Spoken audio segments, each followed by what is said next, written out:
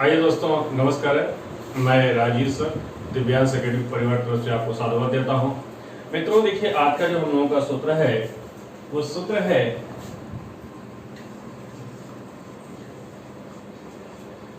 वृद्धिरादैच।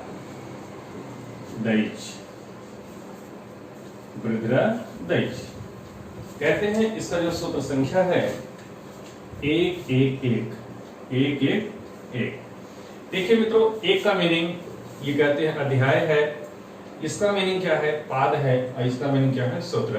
अर्थात ये अष्टाध्यायी में पहले अध्याय के पहले पाद का पहला सूत्र है मित्रों। इसके बाद एक सूत्र आता है जो संधि सूत्र है, वृद्धि रेश। वृद्धि रेश का जो डेट ऑफ बर्थ है मित्रों, कहते हैं 6/1/88। 6/1/88 छठवें अध्याय के पहले पाद का ये 88वां सूत्र है। ये देखिए मित्रों, आपसे ये परीक्षा में प्रश्न पूछा जाए कि कौन संज्ञा सूत्र है और कौन संधि सूत्र है, तो ये देखिए वृद्धिरादैच जो है ये वृद्धि संज्ञा सूत्र है, वृद्धि संज्ञा विधायक सूत्र है, और ये जो है वृद्धि संधि सूत्र है। जैसे हम लोग गुण के बारे में अध्ययन किया था पिछले वीडियो में कि गुण संज्ञा करने वाला सूत्र और गुण संधि करने वाला सूत्र।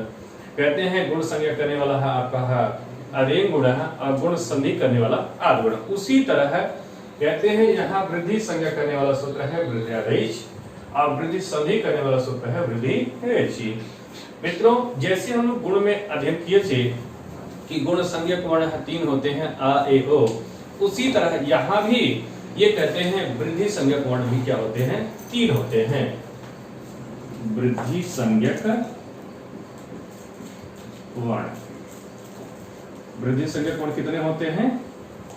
ये 3 होते हैं मित्रों। आ होता है, आई होता है और अब होता है। इसको याद रखिएगा, भूलिएगा मत मित्रों।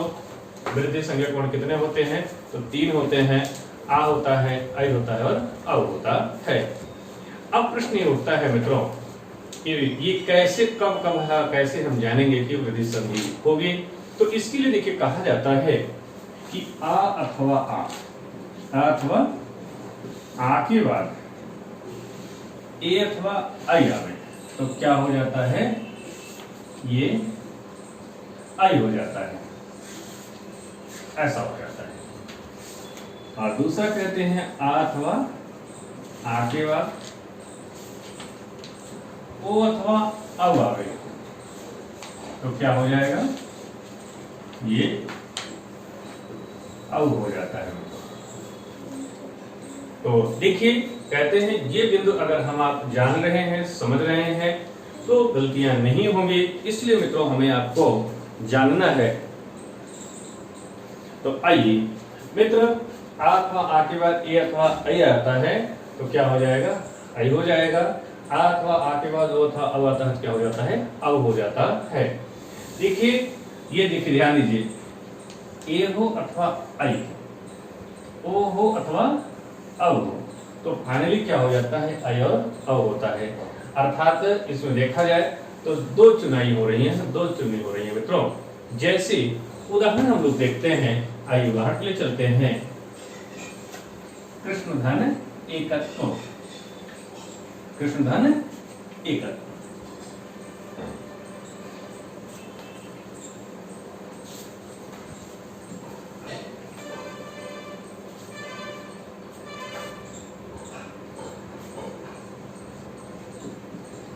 कृष्ण प्लस एकत्वम। देखिए मित्रों, इसको जब हम लोग तोड़ते हैं तो ये टूटेगा। कृष्ण को यदि हम लोग तोड़ेंगे, इसमें कौन सा स्वर लगा है बताइए? आ को बाहर कर लीजिए, इधर से आप एकत्वम। तो देखिए मित्रों, संधि में याद करिए, संधि के जो पहले की स्थिति होती है अथवा स्टेप होता है वो क्या होता है? वो संहिता होता है। तो संहिता कहते हैं इन दोनों वर्णों का आपस में परस्पर सन्निकर्ष संहिता सूत्र से क्या हो जाता है? संहिता होता है। और संहिता होने के बाद तुरंत क्या होता है? सन्निकार। अब ये भी आपने है अध्ययन किया, आ अथवा आ के बाद ई अथवा आई आए तो क्या हो जाता है, ये आई हो जाता है। क्या हो जाता है, आई हो जाता है। ये किस सूत्र से होता है तो आप बताएं। ये जो है वृद्धि रेचि सूत्र से यहाँ पर आई हो जाता है। इसके बाद इधर से किसको ले लेते हैं आप, कृष्ण को उतार लेते हैं और इन दोनों के स्थान पर आई ले लेते हैं और इधर से जो अवशेष शेष बचा हुआ होता है तो क्या बचा होता है, ये कत्तम। मित्रों ध्यान दीजिएगा, झटके में लोग जो है एकत्वम बोल देते हैं, जबकि जो शेष बचा है वही आपका आता है। और यहाँ हलंत मत भूलिएगा, समझ रहे हैं, हलंत अगर भूल जाएंगे तो मामला फंस जाएगा, इसलिए मित्रों हलंत को याद रखिएगा। तो आइए अब इसको मिलाते हैं। मिलाने के लिए देखिए कृष्ण, अब इसके लिए कितनी चुनाइयां होती हैं, 2 चुनाइयां होती हैं। कंप्लीट हो गया, इधर से आप कत्तम उतार लेते हैं तो बन गया आपका कृष्णई कत्तम। जब हमसे आपसे पूछा जाएगा कृष्णई कत्तम में कौन सी संधि है तो क्या बताएंगे, कृष्णई कत्तम में ये वृद्धि संधि है। इसी तरह गंगईसा बनता है, आइए इसको भी देखते हैं। गंगईसा, मान लीजिए आपके सामने है, ये कहते हैं समस्त पद आ गया, तो ये कैसे इसका संधि विच्छेद करेंगे।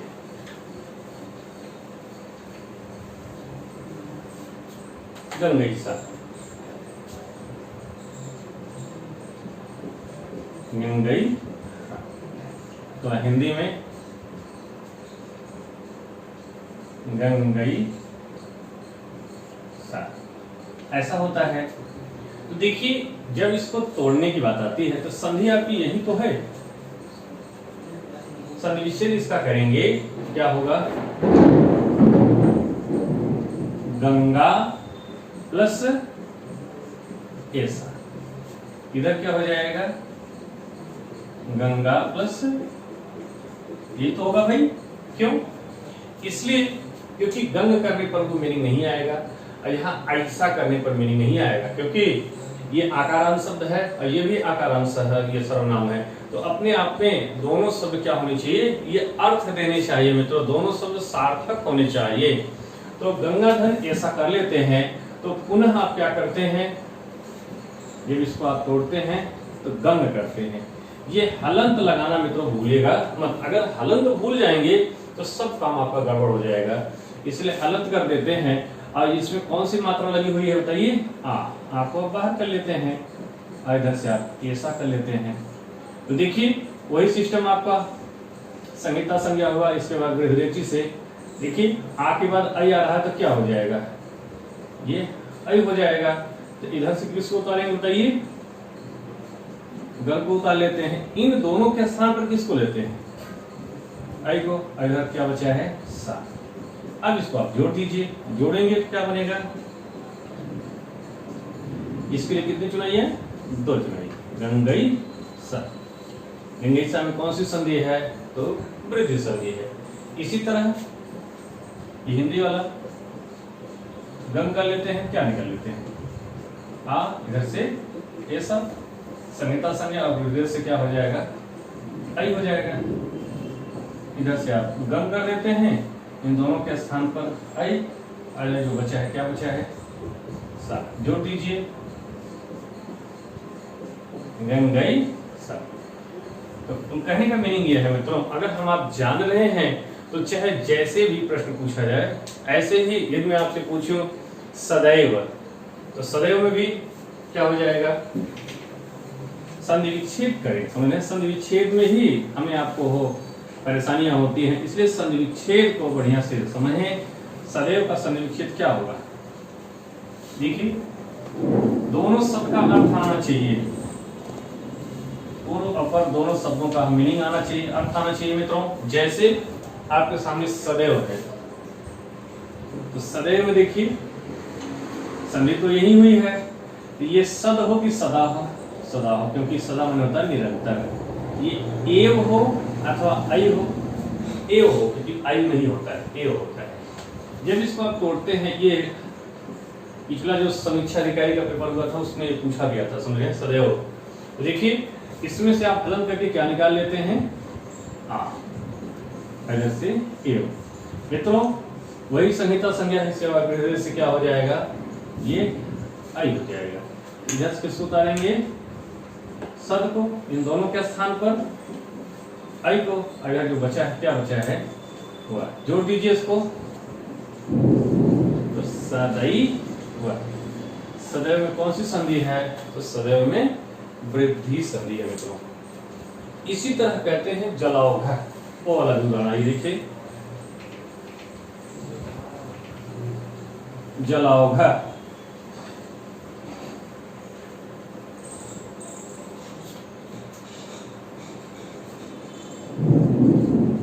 जलौघ। देखिए संधि का स्थल यही है, इसको तोड़िए, टूटेगा, जल धन ओघ करें अथवा औघ करें, यही हमें आपको देखना है। जल करें अथवा जला करें, ओघ करें अथवा औघ करें। मित्रों देखिए, जल कहने पर इसका कोई न कोई अर्थ आ रहा है, पानी अर्थ आ रहा है, जला कहने पर मीनिंग नहीं आता है। और इधर ओघ, ओघ माने क्या होता है, प्रवाह। औघ नहीं होता, क्या होता है, ओघ होता है। जब दोनों शब्द अपने आप में अर्थ दे रहे हैं तभी ये संहिता करेंगे, यदि अर्थ नहीं देते तो संहिता होता ही नहीं, और संहिता नहीं होता तो स्वाभाविक संधि नहीं होती मित्रों। तो जल को आप क्या करते हैं, हल कर लेते हैं। इसमें कौन सा स्वर लगा हुआ है, बात कर लीजिए, इधर से आप ओघ, वही सिस्टम, संहिता संज्ञा हो जाए पर संहिता से, इसके बाद संधि हो जाए किस सूत्र से, वृद्धि रेचि सूत्र से। तो यहाँ पर क्या हो जाएगा, देखिए अथवा आ के बाद ए अथवा ऐ आता है, ऐ हो जाता है, अथवा आ के बाद ओ अथवा औ आता है, क्या हो जाता है, ये औ हो जाता है। तो इधर से हम आप ले लेते हैं जल को, और इन दोनों के स्थान पर औ को ले लेते हैं। इधर जो शेष बचा है, क्या शेष बचा है, घर। आइए इसको जोड़ दिया जाए। इसके लिए कितनी मात्राएं होती हैं, ये होता है क्या भाई, अब लाइए ये मात्रा इसमें मिला दीजिए, जलौ, जलौघ में कौन सी संधि है, तो वृद्धि संधि है। इसी तरह गंगौघ, गंगा का प्रवाह, जलौघ का मीनिंग क्या होता है, जल का प्रवाह, गंगा का प्रवाह। ये देखते हैं गंगौघ,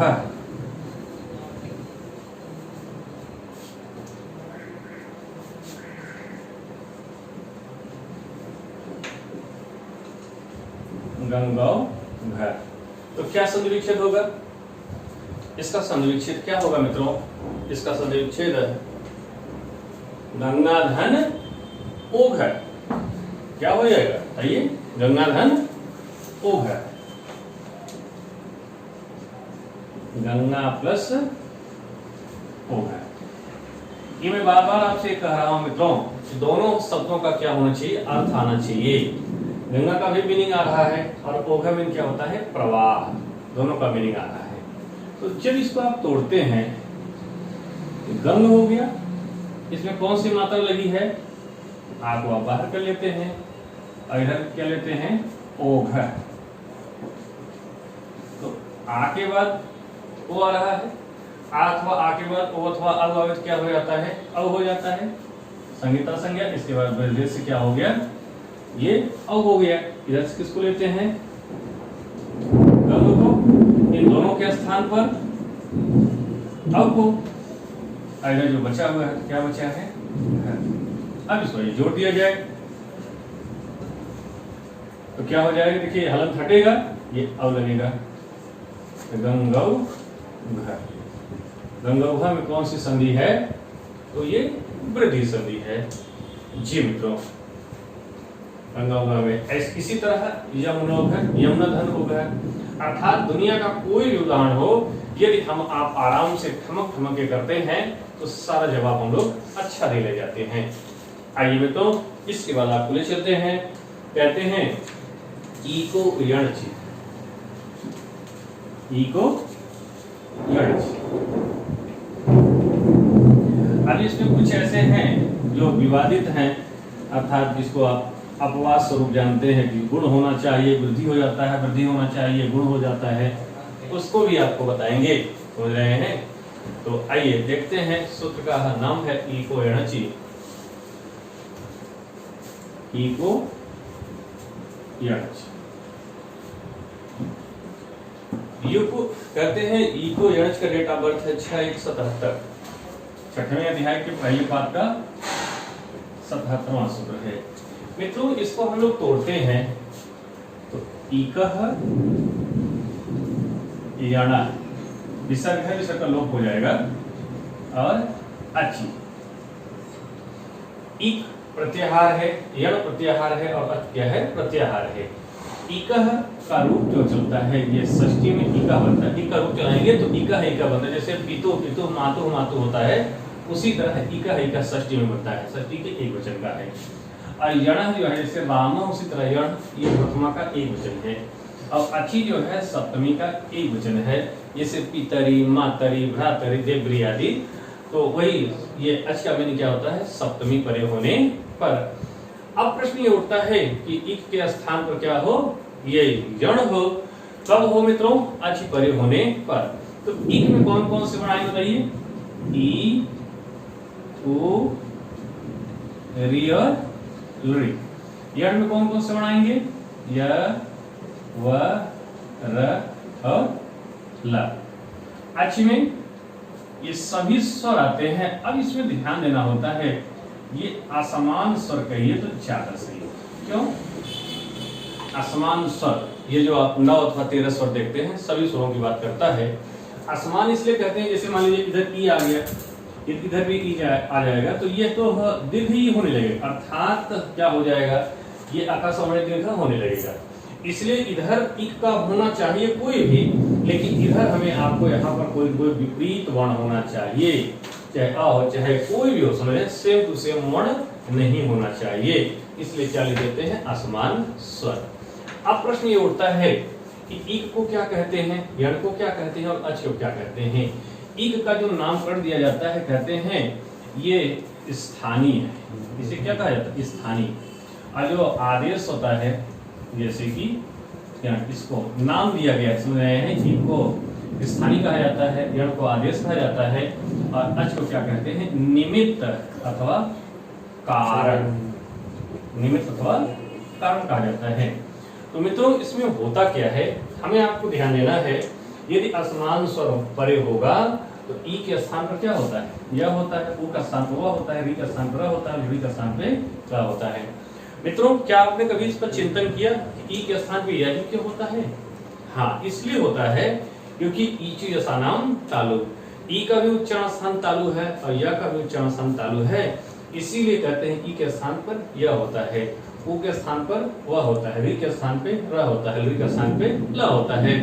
उच्चारण स्थान की समानता को देखते हुए, उच्चारण स्थान की सदस्यता को देखते हुए ई के स्थान पे यह होता है, उ के स्थान पे वह होता है, री के स्थान पे र होता है, और री के स्थान पे ल होता है। मित्रों अब इस पर एग्जाम्पल की बात आती है, तो चलिए एग्जाम्पल को भी देखते हैं। हाँ चलिए एग्जाम्पल है की बात करते हैं। तो एग्जाम्पल है, इसमें हमें आपको हो दूसरे वीडियो हम लोग देखेंगे, तब तक लिए ठीक है मित्रों। तो एग्जाम्पल की बात मैं आपसे कर रहा था इस सूत्र पे। देखिए ई के स्थान पे क्या होगा? यह होगा। उ के स्थान पे क्या होगा मित्रों? वह होगा। री के स्थान पे क्या होगा? र होगा। ली के स्थान पे ल होता है। देखिए कहते हैं उपपदमानीय नाम ओष्ठ वकारस्य दंतोष्ठम। कुछ तो सदस्यता में रही है मित्रों। ऋतु रसा नाम मूर्धा, ऋतु रसा नाम दंता, अर्थात उच्चारण स्थान की सदस्यता के कारण ही ई के स्थान पे यह होता है, उ के स्थान पे वह होता है, री के स्थान पे र होता है, ली के स्थान पे ल होता है। जैसे कहते हैं, आइए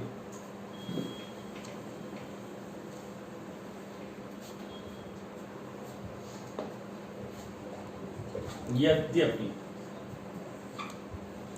यद्यपि है, देखिए इसका संधि विच्छेद, इसका मतलब यहाँ पर जो देख रहे हैं द्य, यही पर संधि विच्छेद है, और यहाँ ई के स्थान पर क्या हुआ है? यह हुआ है।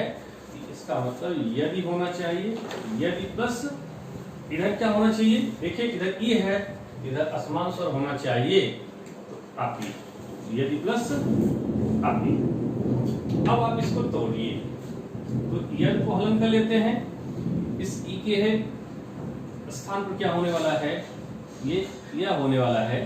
देखिए इधर ई हो गया, इधर अ हो गया, तो समान है का समान है, ये असमान वर्ण है, क्योंकि इधर ई है इधर अ है। तो कंडीशन देखिए, इसको क्या कहेंगे आप, इसको इक कहा जाएगा, क्योंकि इक प्रत्याहार का वर्ण है। इसके स्थान पर आदेश होगा, लेकिन एक बात ध्यान रखिएगा, ये चाहे यण संधि हो चाहे अयाज संधि हो, इन दोनों संधियों में क्या होता है, एक के स्थान पर एक आदेश होता है। और इसमें जो आदेश होता है ये हलंत होता है, यह भी हलंत है, वह भी हलंत है, र भी हलंत है और ल भी हलंत है। तो देखिए यहाँ आप गुण को देख रहे थे, वृद्धि को देख रहे थे, दीर्घ को देख रहे थे, तो दो वर्णों के स्थान पर एक नया वर्ण आता था, लेकिन यहाँ अब अयाज में केवल एक के स्थान पर एक आदेश होगा। तो इस इक के अर्थात ई के स्थान पर क्या होगा बताइए, ये ई के स्थान पर क्या होगा, यह होगा। तो यह को उतार लीजिए, अब वो भी हलंत होगा। इधर से आप इसको उतार लेते हैं, यह को ई के स्थान पर, यह को इधर से आप पूरा उतार लेते हैं। अब आप इसको जोड़िए, जोड़ते हैं, देखिए यह द आधा है, यह आधा है, ऐसे है। जब ये आ आएगा तो ये हलंत हटा देगा, बन गया आपका यद्यपि। ऐसा भी आप देखते हैं और ऐसा भी आप देखते हैं, ये ऐसा भी आप क्या करते हैं, देखते हैं। कहने का मीनिंग ये है, द या अ मिलकर के क्या बन जाता है, द्य बन जाता है। अथवा आप जैसे विद्यालय देखते हैं तो द्य ऐसे भी लिखा जाता है और ये अलग भी लिखा जाता है। तो इसमें कौन सी संधि है यद्यपि में, तो ये यण संधि। ऐसे ही प्रत्येकम, प्रत्येकम, प्रत्येकम शब्द को पकड़िए,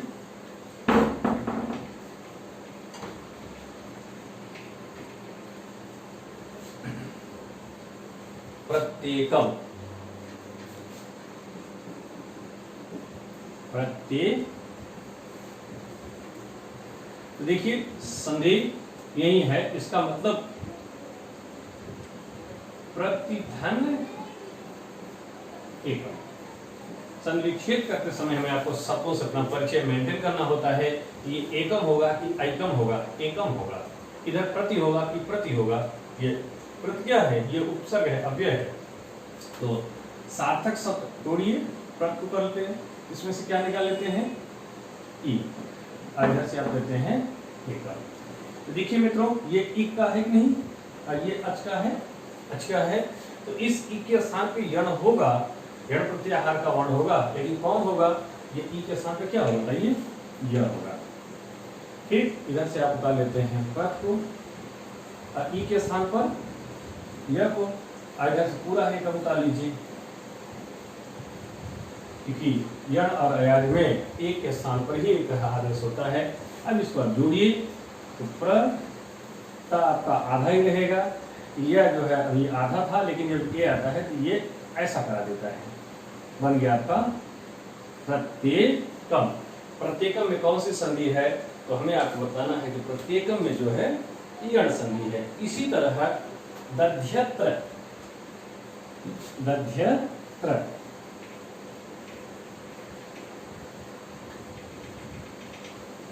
दध्यत्र,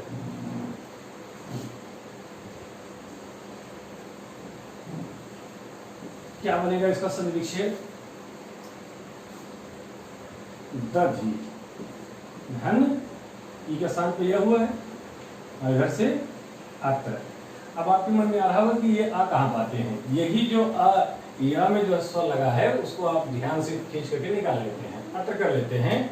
तो जब आप करेंगे इसको दध, ई को आप बाहर कर लेते हैं, और इधर से अत्र। तो मित्रों देखिए असमानता दिख रही है, तो इस ई के स्थान पर क्या हो जाएगा, या हो जाएगा। इधर से आप उतार लेते हैं दध को, और ई के स्थान पर यह को, और इधर किसको लेते हैं बताइए, पूरा अत्र ले लेते हैं।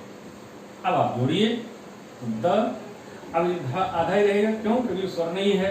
यह भी आपका आधा ही था, लेकिन जब आ आता है तो ये कंप्लीट करा देता है। अब बन गया दध्यत्र। दध्यत्र में कौन सी संधि है, दध्यत्र में यण संधि है। जी मित्रों, हाँ इसी तरह साद्विती है, साधु धन इति।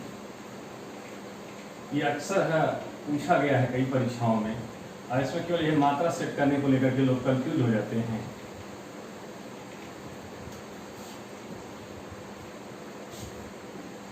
साधु धन इति, साधु धन इति। जब इसका संविच्छेद कर लिए आप इसको तोड़ डालिए, साध करेंगे, इसको बाहर निकाल लीजिए ऊ को, इधर से इति। देखिए इधर ऊ है, इधर ई है, इसका मतलब असमान है। इस ई के स्थान पे ऊ के स्थान पे क्या होगा, उवा हो जाएगा। ये बार बार मैं आपसे कह रहा हूं, देखिए ये हलंत होता है, चाहे या हो, चाहे वाह हो, चाहे रा हो, चाहे ला हो। ठीक, इधर से आप साध ले लेते हैं, अब ऊ के स्थान पर किसको लिए हैं, वाह को, और इधर से पूरा इति उतार लेते हैं आप। अब मिलाने की बात आती है, आप लिखते हैं सा धा आधा रहेगा, वह आधा रहेगा।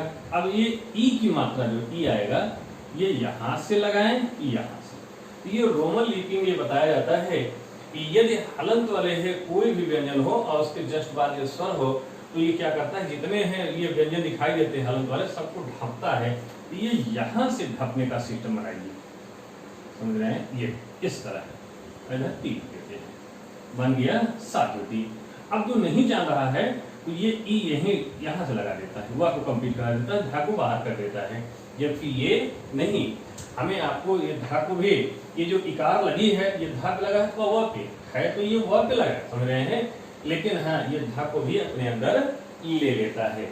जी मित्रों, इसी तरह आइए विकार का देखते हैं। धात्रंसा, धात्रिधन अंश,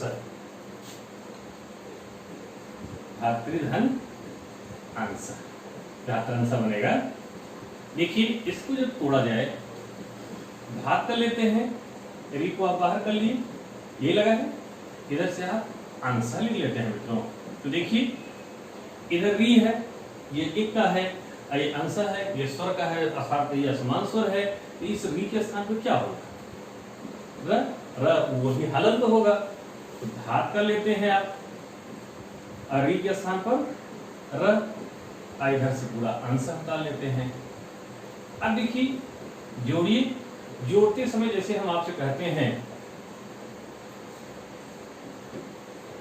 तो क्या कहते हैं आप, ये पूरा का। इसी तरह हम कहते हैं त र आ, मिलकर क्या बनता है, र ज य आ, मिलकर क्या बनता है, य क श आ मिलके छ श र आ स्र। तो यहाँ देखिए तारा अंग क्या बन जाएगा, ये त्रंग बन जाता है। धा, ता को आधा रखिए, रा को भी आधा रखिए, ये अंग आएगा तो ये ऐसे हो जाएगा, धातन स। पकड़ में आई बात, ता आधा रखें, रा को भी आधा रखें, जब आ आता है डंडी खींचता हुआ बिंदी लग जाता है, बन गया धातन स। इसी तरह ये ढेर सारे उदाहरण मिल जाएंगे आपको, समझ रहे हैं। ये कहते हैं पितृधन आकृति है, पित्राकृति है, मातृधन औदार्यम, मातृदार्यम। अब वो कहते हैं आइलरी का भी एक एग्जाम्पल देखते हैं, लाकृति जिसे कहते हैं। भगवान विष्णु अथवा कृष्ण की आकृति जो तिरछी आकृति होती है बंसी वाली, उसको देखते हैं। लीधन आकृति, लीधन। देखिए अब इसमें देखिए ध्यान दीजिए, जो नहीं जान रहा है वो कहेगा ल को तोड़ते हैं, इसमें से री निकालते हैं। और जो व्यक्ति ये जानता है कि पूरे री के स्थान क्या होता है, ला होता है, इस पूरे री के स्थान पर किसको ले लेते हैं, ला को। इधर से आप आकृति, ई के स्थान पे यह होता है, ऊ के स्थान पे वह होता है, री के स्थान पे र होता है, और पूरे री के स्थान पे ला होता है। तो री के स्थान पे ला लेते हैं। अब इसको आप मिला दीजिए, लाकृति बन गया आपका। लाकृति का मीनिंग क्या होता है, तिरछी आकृति। भगवान श्री कृष्ण जो बंसी बजाते हैं तो तिरछी आकृति में। ठीक मित्रों, ये प्रसंग आपका यही समाप्त होता है। ठीक है मित्रों, इसके बाद हम लोग दूसरे वीडियो में मिलेंगे। ओके।